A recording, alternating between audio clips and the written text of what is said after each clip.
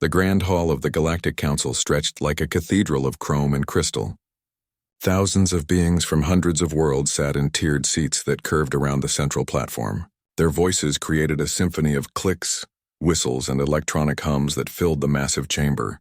At the center stood Ambassador Velcros, his silver scales catching the light as he raised all four of his arms in triumph. 3 years had passed since the Sol incident. 3 years since the human colonies had been reduced to ash and debris. Velcros remembered that day with satisfaction. The humans had been growing too bold, too aggressive. They expanded into territories without permission. They refused to bow to superior civilizations. Something had to be done. The Krelthani Empire had volunteered for the task. Their fleet was powerful and efficient. Velcros himself had commanded the attack from his flagship. He watched through the viewing screens as the human worlds burned. Mars Base 7, Europa Station, the mining colonies on Titan, all gone in a matter of hours. 15 billion souls extinguished like candles in the wind. The humans had tried to fight back.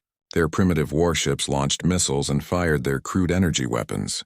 It was like watching children throw rocks at a tank. The Krelthani shields absorbed everything. Then came the response. Plasma cannons tore through the human vessels like paper. Colony domes cracked and vented atmosphere into the void. Cities on Earth's moon became craters of molten glass. The message was clear. Humanity would learn its place or cease to exist.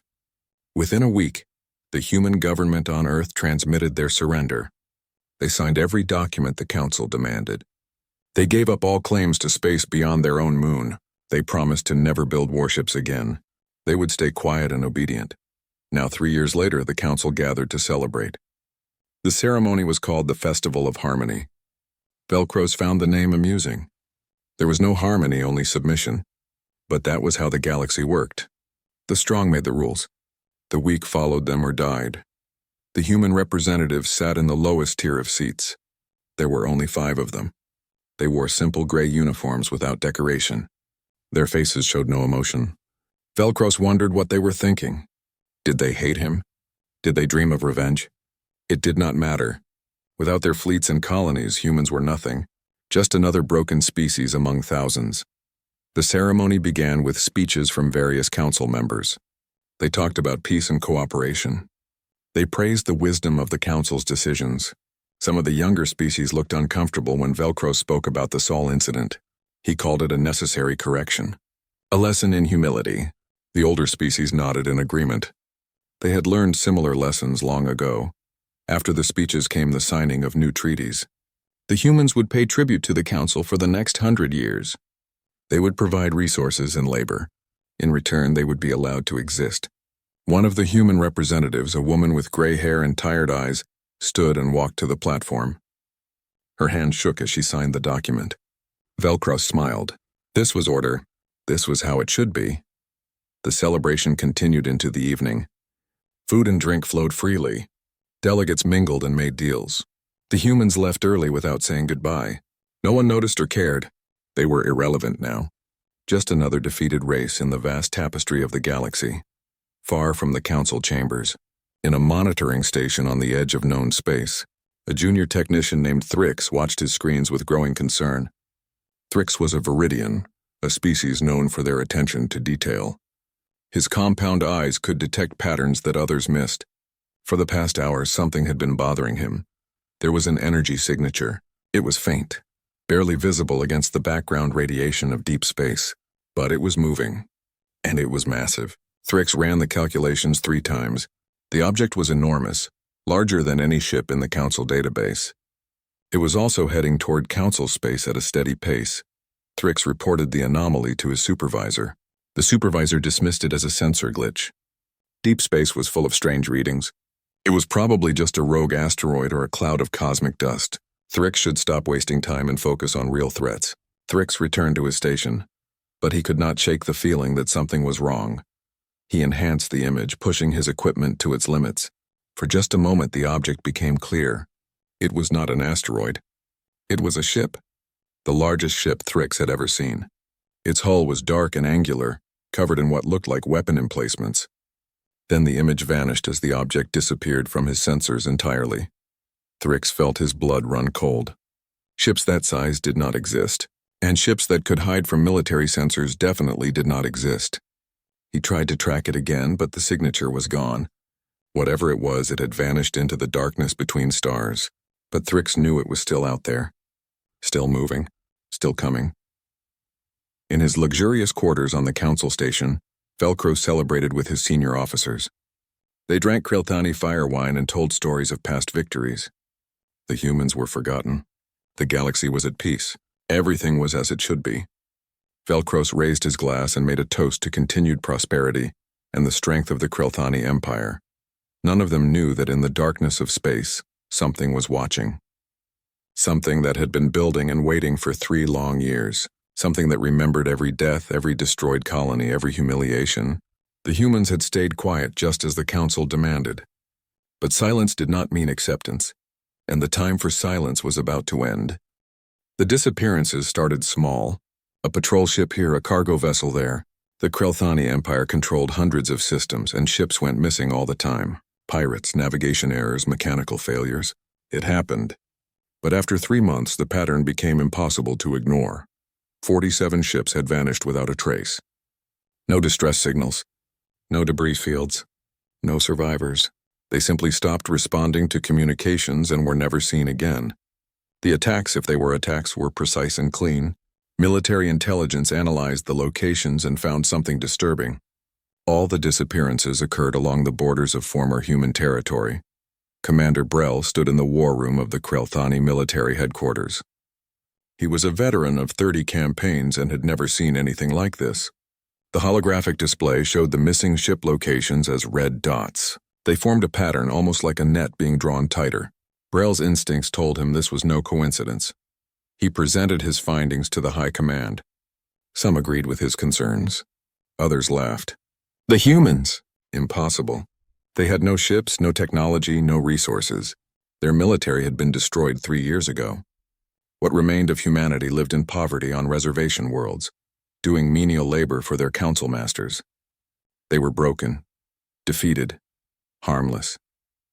On one of those reservation worlds, in a settlement called New Hope, humans lived in prefabricated shelters that leaked when it rained. They worked 12-hour shifts in factories owned by other species.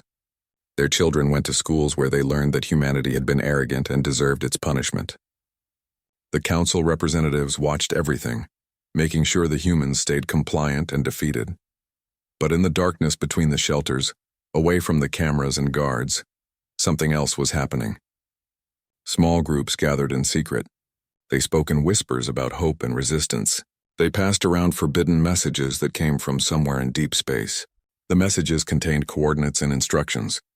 They said that humanity was not finished. Not yet. The messenger was a woman who never gave her name. She appeared without warning and vanished just as quickly. She moved between settlements like a ghost.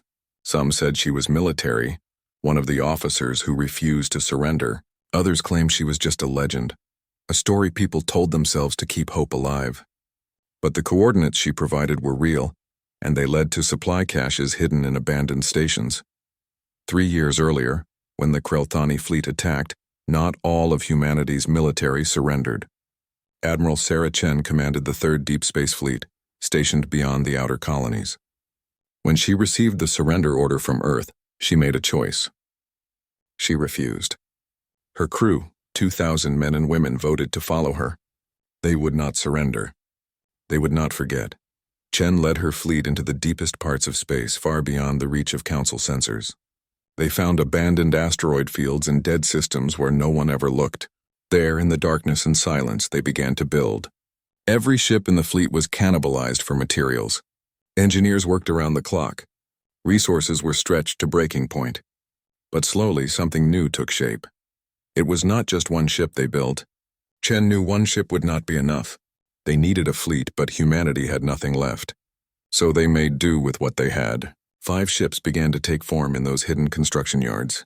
They were ugly, brutal things built from salvage and desperation.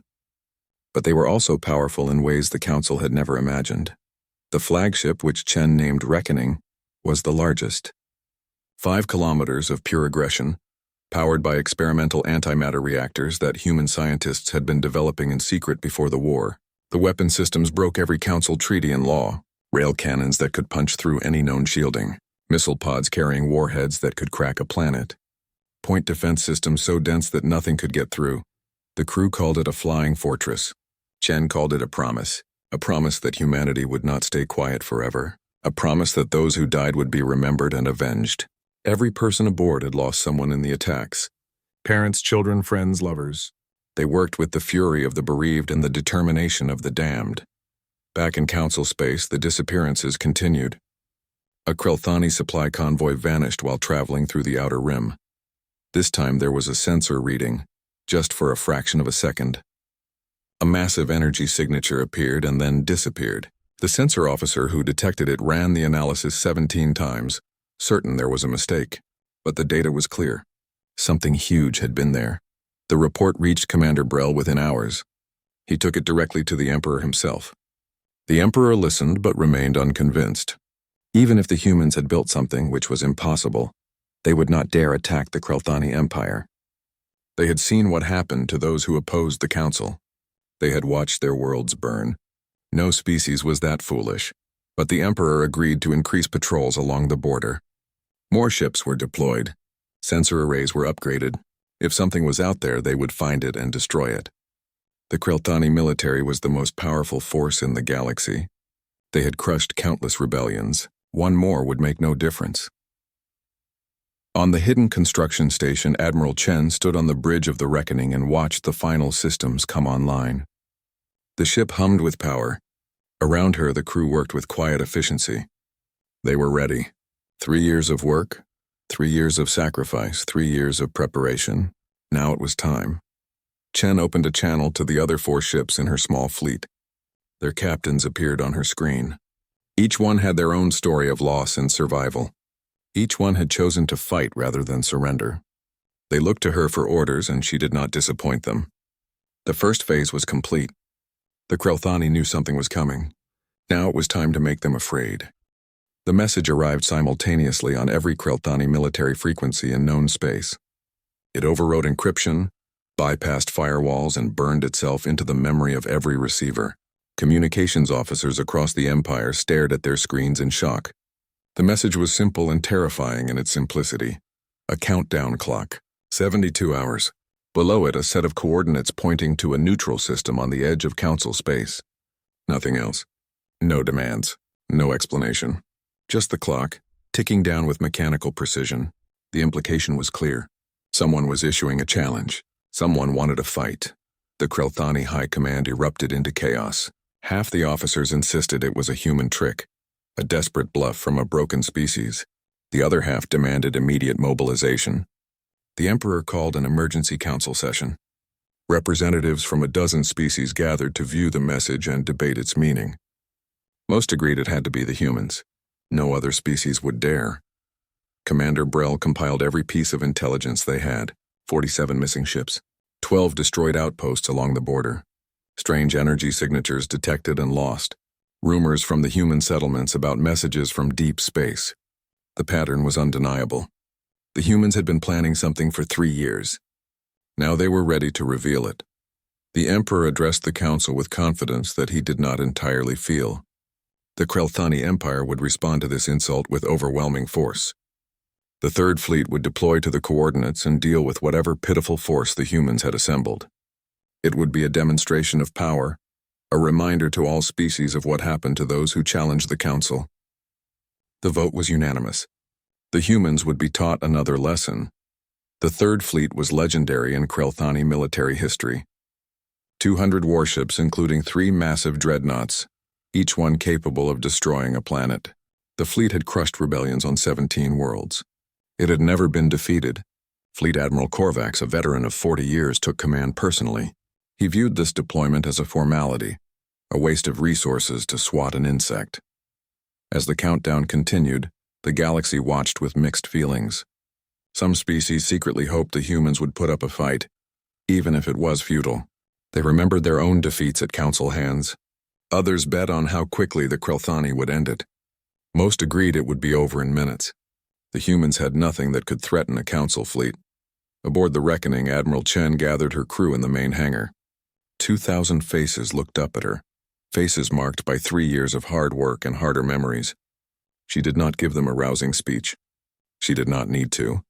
They all knew why they were here. They had all lost everything. Now they would make the galaxy remember that humanity could still bite back. Chen explained the plan with brutal honesty. They were outnumbered 100-1. They had no support, no reinforcements, no backup. If they failed, humanity would be erased from history. But if they succeeded, if they could show the galaxy that humans would not stay quiet, then maybe the survivors on the reservation worlds would have hope. Maybe the next generation would have a future. The crew voted. It was unanimous. They would fight. The Reckoning powered up its massive engines and began the journey to the coordinates. The other 4 ships of the fleet followed in formation. They ran silent, using experimental stealth systems that bent sensor waves around them. To the rest of the galaxy, they were invisible ghosts moving through the darkness. The countdown reached 0. The neutral system of Kepler 442 became the most watched location in the galaxy. Council observers set up monitoring stations at a safe distance. News crews from every major species aimed their cameras at the coordinates. Everyone wanted to see what would happen.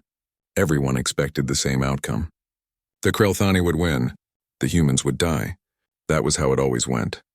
The Third Fleet arrived in perfect formation, a display of military precision and overwhelming force. 200 ships spread across space like a steel curtain. The dreadnoughts took point positions, their weapons already charging. Fleet Admiral Korvac scanned the area with every sensor at his disposal. Nothing. The system was empty. The humans had not shown up. Then the Reckoning dropped out of stealth, appearing as if materializing from nothing. It hung in space alone, dwarfing even the Krelthani dreadnoughts. 5 kilometers of dark metal and weapon ports. The Council observers gasped. The news crews zoomed in, unable to believe what they were seeing. The humans had built a monster. Admiral Chen opened a broadcast on all frequencies. Her voice was calm and cold. She did not shout or threaten. She simply stated facts. The Council had believed humanity would stay quiet. They believed fear would silence them. They believed wrong. The Krelthani had killed 15 billion people. They had destroyed colonies and homes. They had tried to break the human spirit. Now they would learn the cost of that mistake. Fleet Admiral Korvac responded with practiced arrogance. 1 ship against 200. The odds were laughable. He offered Chen 1 chance to surrender. Her crew would be taken prisoner and tried for piracy. The ship would be destroyed. If she refused, they would all die here and now. The choice was hers. He gave her 5 minutes to decide. Chen did not use the 5 minutes. Her response was to open fire. The Reckoning unleashed every weapon it had in one devastating salvo. Rail cannons fired slugs at relativistic speeds that punched through shields like they were not there. Missile pods released swarms of warheads that twisted and turned to avoid point defense. Energy weapons carved through armor plating. The attack was so sudden and so violent that the Krelthani fleet barely had time to react. The galaxy watched in stunned silence as the impossible happened. The Reckoning did not die. Instead, it tore into the Third Fleet with terrifying efficiency. Ships exploded in brilliant flashes of light. Others lost power and drifted dead in space. The dreadnoughts focused their fire on the human ship, but it moved with surprising agility for its size, dodging and weaving through the barrage, and it kept shooting. The battle lasted 6 hours. 6 hours that changed everything the galaxy thought it knew about humanity. The Reckoning fought like nothing the Council had ever seen. It used tactics that seemed reckless but proved brutally effective. The ship would charge straight into formations, forcing the Krelthani vessels to scatter or risk collision. At close range, the human weapons were devastating. Rail cannons fired continuously, each shot crossing the distance in a fraction of a second. Krelthani shields, designed to deflect energy weapons, did nothing against solid projectiles moving at a percentage of light speed. The slugs tore through hulls and detonated inside ships, ripping them apart from within. Dozens of vessels died this way, their crews never knowing what hit them. The missile swarms proved equally deadly. Each warhead contained electronic warfare systems that confused targeting computers. The Krelthani point defense systems fired wildly, hitting their own ships as often as the missiles. When the warheads did connect, they released electromagnetic pulses that cascaded through entire formations. Ships lost power, drifted helpless, and became easy targets for follow-up strikes. Fleet Admiral Korvac tried every standard tactic in the Krelthani playbook. He ordered concentrated fire on single targets. He attempted flanking maneuvers. He even sacrificed smaller ships to create firing lanes for the dreadnoughts. Nothing worked. The Reckoning seemed to anticipate every move, responding with counter-tactics that turned Krilthani's strengths into weaknesses. The human ship was not invulnerable. It took damage, plenty of it. Armor plating was blown away in chunks. Secondary systems failed. Fires broke out in multiple sections. But the Reckoning kept fighting. Its crew worked with desperate efficiency, routing power, sealing breaches, and keeping the weapons firing. They had trained for 3 years for this moment. They would not stop. Admiral Chen stood on her bridge, calling out orders with calm precision. Her tactical officer fed her information on enemy positions. Her weapons officer coordinated the firing patterns. Her engineering chief kept the damaged systems running through sheer willpower and creative improvisation. They worked as one unit, every person knowing their role perfectly. The council observers watched in growing horror. This was not supposed to be possible. A single human ship was defeating the legendary Third Fleet. The news crews broadcast every moment to billions of viewers across the galaxy. Some species cheered quietly in their homes. Others felt fear creeping into their hearts. If the humans could do this, what did it mean for the rest of them? One of the Krilthani dreadnoughts made a fatal mistake. Its commander, desperate to prove his worth, ordered a direct assault on the Reckoning. The massive ship accelerated toward the human vessel, intending to use its superior size to ram and destroy. Chen saw the move coming. She waited until the last possible second, then fired every forward weapon simultaneously while executing a violent roll. The dreadnought could not maneuver quickly enough. Rail cannon rounds tore through its bridge. Missiles detonated along its spine. Energy weapons cut deep into its reactor core. The ship broke in half, spilling atmosphere and debris across thousands of kilometers. Thousands of Krilthani warriors died in an instant. The explosion lit up the battlefield like a second sun. Fleet Admiral Korvax finally understood what he was facing. This was not a desperate last stand. This was a calculated assault by warriors who had nothing left to lose. The humans were not trying to survive. They were trying to send a message written in fire and blood, and they were succeeding. The Third Fleet was being destroyed. Korvax made a decision that would haunt him for the rest of his life. He ordered a full retreat. The surviving ships of the Third Fleet broke formation and fled. Some did not make it, picked off by the Reckoning as they tried to escape. Others jumped to faster-than-light speeds with their shields still down, suffering damage in their panic. Of the 200 ships that entered the system, only 63 escaped. But Chen did not let them all go.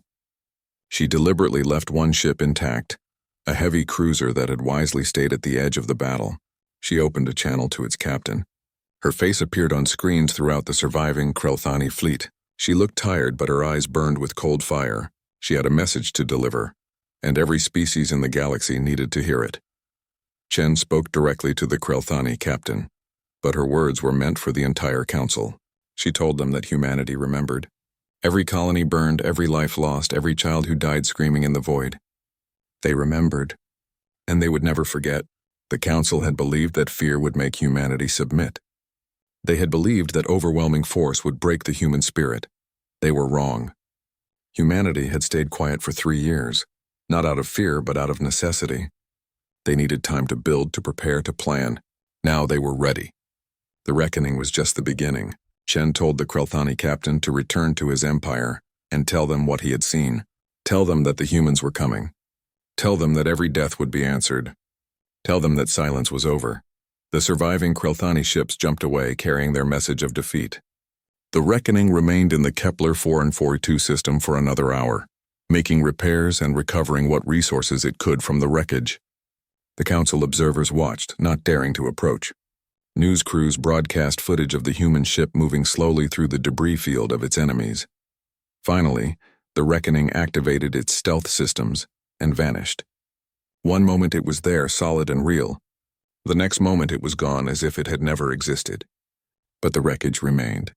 The burning hulls, the floating debris, the frozen bodies spinning in the void, all of it testified to what had happened here. The galaxy would never be the same. On the reservation worlds, the humans gathered around screens and watched the broadcasts in stunned silence. They had prayed for this moment but never truly believed it would come. Now they saw it with their own eyes. One human ship had destroyed a council fleet. It was impossible, but it had happened. For the first time in 3 years, they felt something other than despair. They felt hope. The Galactic Council chambers erupted into chaos. Representatives shouted over each other in a dozen languages. Some demanded immediate action against humanity. Others called for negotiations. A few quietly began calculating how to protect their own interests if the power balance had truly shifted. The news from Kepler 442 had shaken the foundation of galactic order. Ambassador Velcro stood frozen, watching the footage replay on every screen. The Third Fleet destroyed, the reckoning vanishing into the darkness like a ghost. This was impossible. The humans should have been broken. Instead, they had built weapons that made Council technology look primitive. How had this happened? Where had they found the resources? Species that had participated in the destruction of Earth's colonies now begged the Krelthani Empire for protection. They feared human retaliation. They feared their own populations might see this as an opportunity to rebel. If humanity could stand against the Council, why not others? The carefully maintained order was beginning to crack. Fear spread like a virus. The Krelthani Emperor addressed the Council with barely controlled rage. The Third Fleet's defeat was a temporary setback, nothing more. The Empire would mobilize its entire armada. Over 1,000 warships would hunt down and destroy every human vessel. The species would be exterminated completely this time. No survivors, no mercy. The vote passed with a narrow majority, but not every species agreed. The Viridians, a younger civilization that had suffered their own pacification 30 years earlier, sent a secret transmission. It was encrypted with codes so complex that only the most advanced human computers could break them. The message contained detailed intelligence about Krelthani fleet movements, supply lines, and strategic weaknesses. The Viridians remembered their own defeat. They saw in humanity a chance for justice. Then came the second shock. The reckoning was not alone. 4 more human warships emerged from deep space at strategic points across Krelthani territory. They were smaller than the flagship, but no less deadly. Each one had been built with the same desperate ingenuity and savage purpose. Each one carried a crew that had spent 3 years preparing for war. The ships had names that told their story: Retribution, Defiance, Remembrance, Fury, and the flagship, Reckoning. Together they formed a fleet that should not exist, but did. Admiral Chen had not spent 3 years building one ship. She had built an answer to the question the Council thought they had settled. What happens when you try to erase humanity? The human fleet began a campaign that military historians would study for generations. They did not target civilians or population centers. Every strike was aimed at military installations, supply depots, and shipyards. The attacks were surgical and devastating. Within 2 weeks, the Krelthani military infrastructure across 3 sectors was in ruins. The humans used tactics that the Council had never encountered. They appeared out of nowhere, struck with overwhelming force, and vanished before reinforcements could arrive. Their stealth technology was decades ahead of anything in the Council database. Their weapons seemed designed specifically to counter every defensive system the Krelthani possessed. Commander Brel, now promoted to Supreme Commander of all Krelthani forces, studied the pattern of attacks and realized something disturbing. The humans were not just destroying targets. They were sending a message. Every installation they hit had been involved in the original assault on Earth's colonies. Every officer they killed had blood on their hands. This was not random. This was justice. The Council fractured further. Some species began secret peace overtures to humanity, trying to distance themselves from the Krelthani Empire. Others doubled down on the war effort, fearing what would happen if the humans won. A few remained neutral, watching and waiting to see which side would prevail. The galaxy was dividing. The Viridians went further than just providing intelligence. Their representative, a young diplomat named Aerith, made a public statement that shocked everyone. She declared that her people supported humanity's right to defend itself. She called the destruction of Earth's colonies a crime against civilization. She offered sanctuary to human refugees and military support if needed. The Krelthani Emperor threatened the Viridians with the same fate as humanity. Aerith's response was broadcast across all channels. She stood before the Council and spoke with a quiet dignity that cut deeper than any weapon. Her people had also been pacified by the Council. They had been told to stay quiet. They had suffered and survived. Now they saw in humanity's struggle a chance to say that the old order was wrong. Other species began to whisper similar thoughts. If the Viridians could stand with humanity, perhaps they could too. The Council's power had always been based on fear and overwhelming force, but the humans had shown that even overwhelming force could be defeated. The impossible had happened once. Maybe it could happen again. Admiral Chen received the Viridian intelligence and immediately adapted her strategy. The Krelthani armada was gathering at a staging point near their homeworld. Over 1,000 ships, the largest military force ever assembled. The Emperor planned to use it to crush humanity in one final overwhelming assault. But the humans now knew exactly where the fleet was and when it would be vulnerable. Chen called a meeting with her fellow captains. They discussed the plan in detail. It was insane, desperate, and probably suicidal. They would attack the Krelthani homeworld itself. Not to destroy it, but to prove a point. To show that humanity could reach the heart of the Empire if they chose. To demonstrate that if the Krelthani wanted total war, they would get it. And they would lose.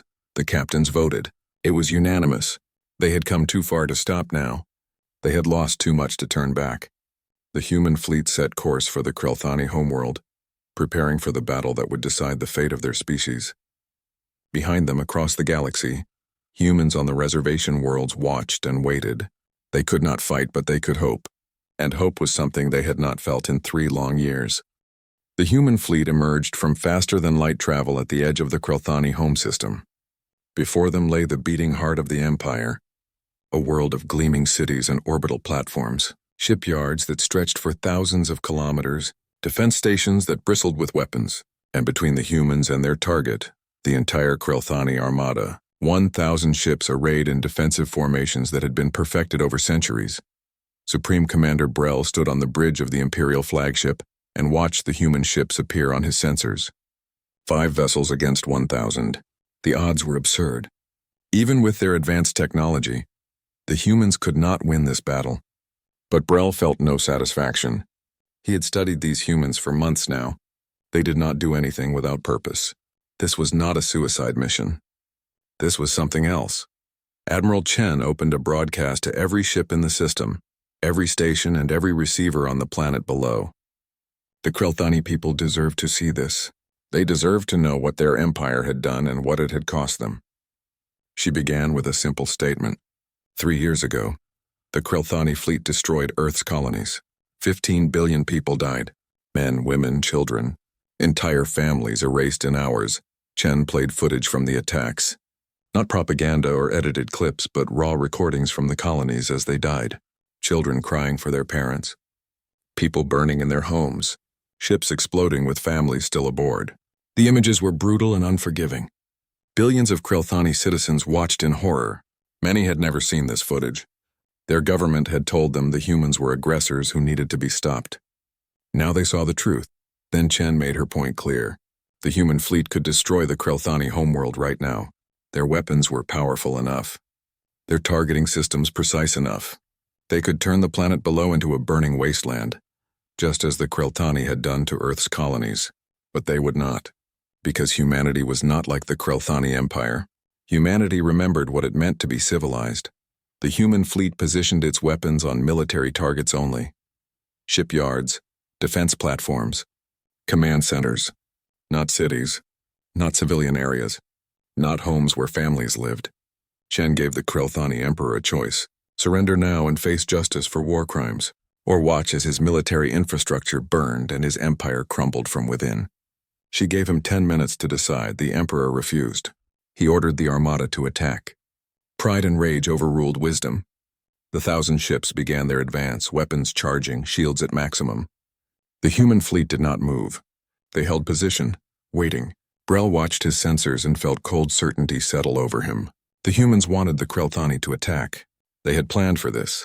The battle began with the same fury as Kepler 442, but on a far larger scale.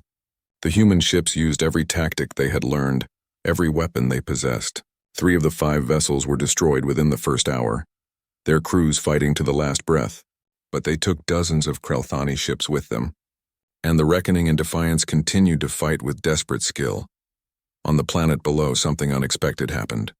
Young Krelthani military officers, those who had not participated in the original attack on Earth, began to question their orders. They watched the battle unfold. They saw the human ships dying but refusing to target civilian areas. They remembered Chen's broadcast and the footage of burning colonies. They realized they were fighting for an empire that had committed genocide. A group of ship captains made a decision that would echo through history. They refused to continue the attack. They broke formation and withdrew their ships from the battle. Others followed. Within minutes, a quarter of the Krelthani armada had stopped fighting. The Emperor screamed orders that were ignored. The military was fracturing before his eyes. Supreme Commander Brel made his own choice. He sent a message to his fellow commanders, bypassing the Emperor entirely. Enough blood had been spilled, enough destruction. The Empire had started this war with genocide. It would end it with honor, or what little honor remained. Brel ordered his ship to stand down. He requested a ceasefire and negotiations. The Emperor, isolated in his palace, refused to accept defeat. He tried to order the arrest of Brel and the other mutinous officers. But the military had made its decision. Junior officers stormed the palace and took the Emperor into custody. The reign of terror was over. The Krelthani Empire would face justice for its crimes. Admiral Chen received the ceasefire request aboard the burning wreck of the Reckoning. Her ship was dying, systems failing one by one. Half her crew was dead or wounded. But they had accomplished the impossible. They had brought the Krelthani Empire to its knees, not through genocide or terrorism, but through the simple act of refusing to stay quiet. The Galactic Council convened an emergency session. For the first time in its history, the Council was forced to address war crimes committed by its own members. Representatives from dozens of species demanded accountability. The Viridians led the charge, supported by others who had suffered similar fates. Trials would be held. Those responsible would face justice. A new treaty was drafted, not one of submission and tribute, but one of mutual respect. Humanity would be recognized as a sovereign species with full rights. The survivors on the reservation worlds would be freed and allowed to rebuild. Reparations would be paid for the destroyed colonies. The process would take years, maybe decades, but it would happen. The galaxy learned a lesson that day, a lesson written in the wreckage of fleets and the blood of warriors. You could destroy a species' ships, you could take their worlds, you could kill their people, but you could not silence their voice. You could not break their spirit. And if you tried, they would rise from the ashes with fury and determination that no force in the galaxy could stop. Months later, Admiral Sarah Chen stood in the memorial station, built at the location where Earth's moon once orbited. The moon itself was still scarred from the attacks, but life was returning. Humans were returning. She placed a wreath in the observation window, watching it float in the void. Behind her, other survivors did the same. Each wreath represented someone lost, someone remembered. Chen whispered words that only she could hear. She told them it was over. The galaxy knew now. They would never forget. Humanity had paid a terrible price for that knowledge, but it was done. The dead could rest. The living could rebuild. And the next time someone tried to make humanity stay quiet, they would remember what happened when silence finally broke. The camera pulled back from the memorial station, showing the construction yards beyond. New ships were being built. Not warships this time, but exploration vessels and colony ships. Humanity was looking outward again, not with fear or aggression, but with hope. The scars would remain forever. The memories would never fade. But humanity would endure. They always had. They always would.